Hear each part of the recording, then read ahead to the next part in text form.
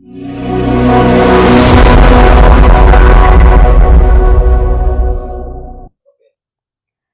वालेकुम dear students, कैसे हैं आप सब? My name is Anam Rabbani and I am your teacher of social studies for grade 5। बच्चों, हम पढ़ रहे थे chapter number 6 about our minerals and power resources और आज हम पढ़ेंगे अपनी कुछ इंडस्ट्रीज के बारे में। तो चलिए शुरू करते हैं। Industries. We had weak industrial base. इस बात का क्या मतलब है? इस बात का ये मतलब है कि जब पाकिस्तान बना तो उस वक्त हमारी इंडस्ट्रीज बहुत ही थोड़ी थी and we had a very weak industrial base, यानी कि हम इस एरिया में बहुत ही कमजोर थे। Major industrial growth took place in the 1960s, लेकिन 1960s के एरा में फिर हमारी हुई मेजर इंडस्ट्रियल ग्रोथ, यानी हमारे मुल्क में लगना शुरू हुई different industries and we became an industrial country. Each government has encouraged the use of local raw materials and the development of cottage industries. अब जो भी गवर्नमेंट आई उसने encourage किया। encourage कहते हैं किसी चीज को appreciate करना, ये कहना कि उस चीज को मजीद बढ़ाया जाए। So each government has encouraged the use of local raw materials. raw materials के बारे में हमने पहले भी बात की।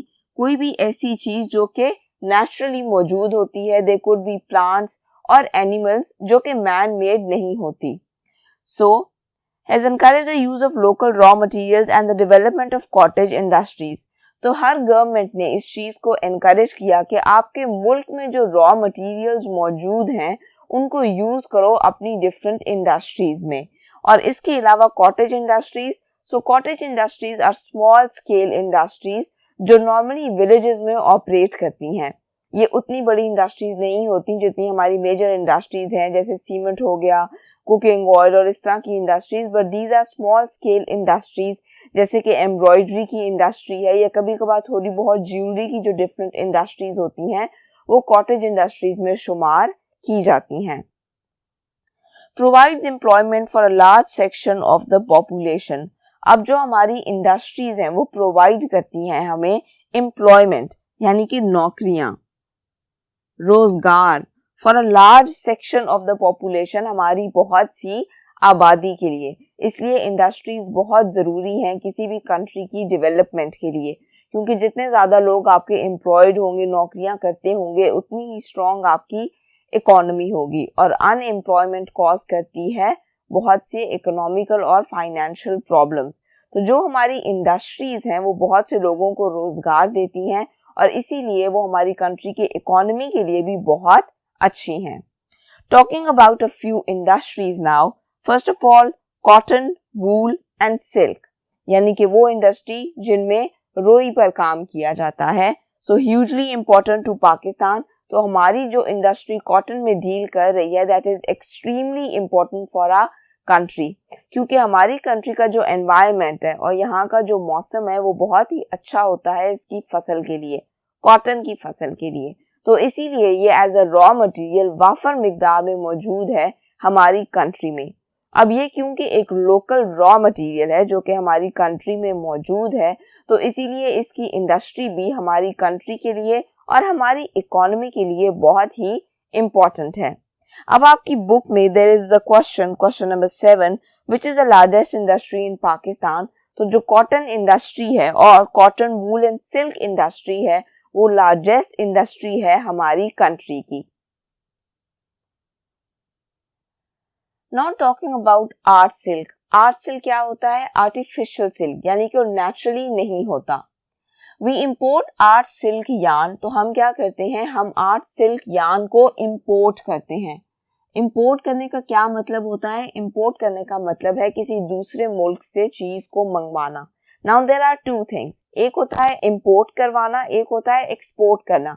हम वो चीजें एक्सपोर्ट करते हैं जो या तो हमारे मुल्क में वाफर मिकदार में मौजूद हैं या हमारे मुल्क में बहुत अच्छे से बनाई जाती हैं, और इम्पोर्ट जिनकी हमारे मुल्क में या तो कमी है, हमारे मुल्क में मौजूद ही नहीं है, या फिर ये हो सकता है कि वो किसी और कंट्री में बहुत ही अच्छी क्वालिटी में बनाई जाती हो, तो हम भी उन्हें इंपोर्ट करते हो, अपने मुल्क में मंगवाते हो।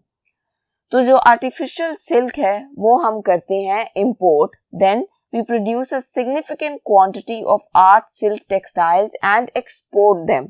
उसके बाद हम क्या करते हैं, हम प्रोड्यूस करते हैं आर्ट सिल्क टेक्सटाइल्स, यानी कि हम जो आर्ट सिल्क यार्न अपने मुल्क में इंपोर्ट करते हैं, मंगवाते हैं, उससे हम बनाते हैं different forms of textiles, different तरह के कपड़े, और उसके बाद हम उसको एक्सपोर्ट करते हैं, यानी कि दूसरे मुल्कों में भेजते हैं। क्योंकि हमारे मुल्क में जो कपड़ा बनाया जाता है वो नॉर्मली बहुत ही अच्छी क्वालिटी का होता है, इसीलिए it is famous world wide, और इसीलिए ये एक्सपोर्ट किया जाता है। Now talking about our chemical industry, basic chemicals such as sulfuric acid, soda ash and caustic soda are used in many of our industries. अब जो बेसिक केमिकल्स हैं, यानी कि जो केमिकल्स बहुत ही ज़्यादा यूज़ किए जाते हैं नॉर्मली मुख्तलिफ चीज़ों में, जैसे कि sulphuric acid, soda ash and caustic soda, these are the basic chemicals, they are used in many of our industries. ये हमारी बहुत सी इंडस्ट्रीज में यूज किए जाते हैं। Sulphuric acid is used in soap, paper, textile, और अगर हम सिर्फ सल्फ्यूरिक एसिड की बात करें तो it is used in making soap, साबुन बनाने में, पेपर बनाने में, कपड़े की इंडस्ट्री में यूज किया जाता है, और इसके अलावा भी कई इंडस्ट्रीज हैं जिनमें सल्फ्यूरिक एसिड यूज किया जाता है। So Pakistan has raw materials to make these, so its chemical industries have grown over the years. अब क्योंकि हमारे पास रॉ मटेरियल्स मौजूद हैं, यानी कि सोप बनाने के लिए या पेपर बनाने के लिए या फिर कपड़े की इंडस्ट्री में जितना भी काम होता है उसमें हमें जो केमिकल्स चाहिए होते हैं, जो रॉ मटेरियल्स चाहिए होते हैं, क्योंकि वो हमारी कंट्री में काफ़ी तादाद में मौजूद हैं, इसीलिए अब chemical industries have grown over the years. तो हमारी जो केमिकल इंडस्ट्रीज हैं वो ग्रेजुअली डेवलप कर रही हैं, तरक्की कर रही हैं, क्योंकि अगर किसी इंडस्ट्री के रॉ मटेरियल्स आपके अपने मुल्क में मौजूद हैं तो इसका मतलब है कि आपको उनको इंपोर्ट नहीं करना पड़ता, कहीं से मंगवाना नहीं पड़ता, and this is extremely beneficial for the industries in any country. Vegetable ghee and cooking oil. So, our next industry is vegetable ghee and cooking oil. In 1949, there were only 2 units producing ghee. Today, there are numerous units.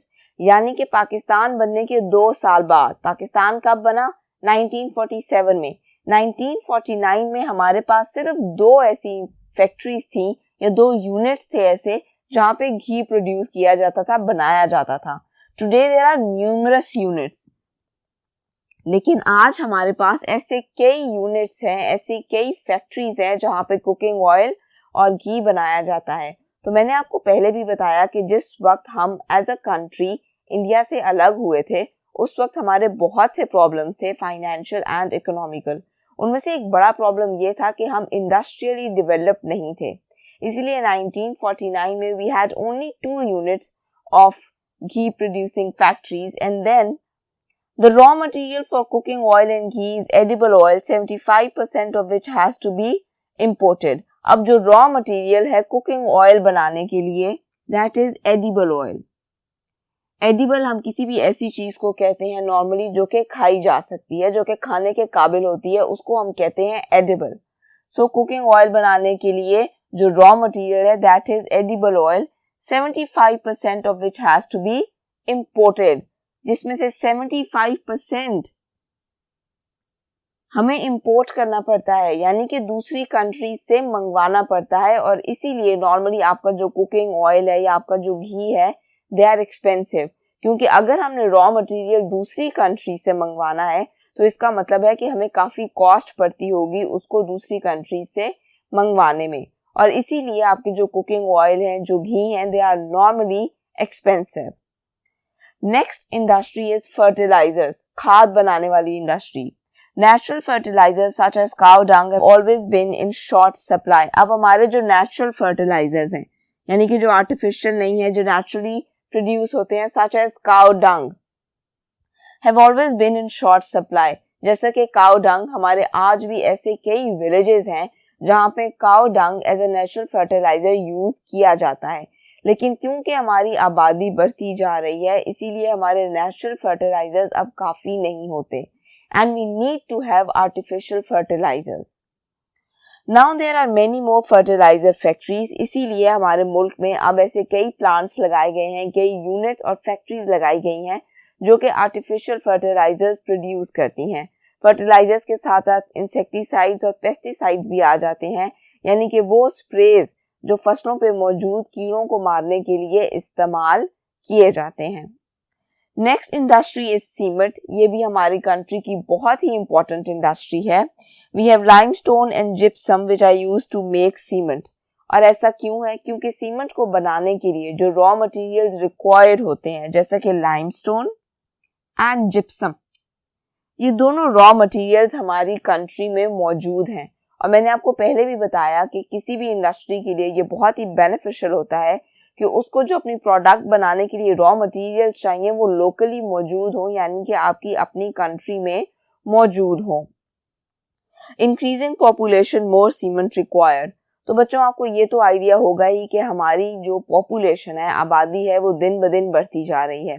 अब आबादी बढ़ने का मतलब ये है कि हमें ज़्यादा से ज़्यादा घर चाहिए, शेल्टर होम्स चाहिए, सोसाइटीज़ चाहिए, और इसका मतलब है more and more construction. Construction में लगता है सीमेंट। तो इसीलिए हमारी जो सीमेंट इंडस्ट्री है वो भी बहुत ज़्यादा डेवलप कर रही है, क्योंकि हमारी डिमांड बढ़ती जा रही है ज़्यादा से ज़्यादा घर बनाने की, जिसमें लगता है सीमेंट। तो आपको ज़्यादा से ज़्यादा सीमेंट रिक्वायर्ड होता है, and this industry is developing rapidly.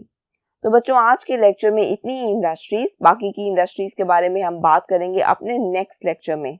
अपना और अपनी फैमिली का बहुत सा ख्याल रखिएगा। अल्लाह हाफिज।